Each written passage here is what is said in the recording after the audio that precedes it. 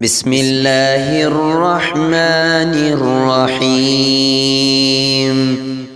اللهم صل على سيدنا محمد وعلى آل سيدنا محمد صلاة تنجينا بها من جميع الأهوال والآفات وتقضي لنا بها جميع الحاجات وتطهرنا بها من جميع السيئات وترفعنا بها عندك أعلى الدرجات وتبلغنا بها أقصى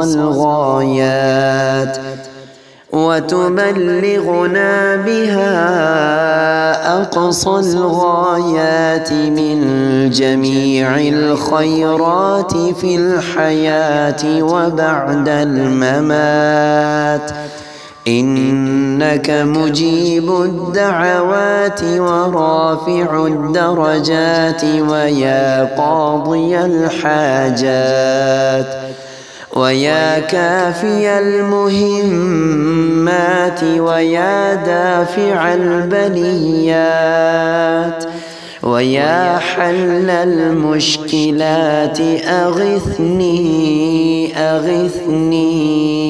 أغثني يا إلهي، إنك على كل شيء قدير.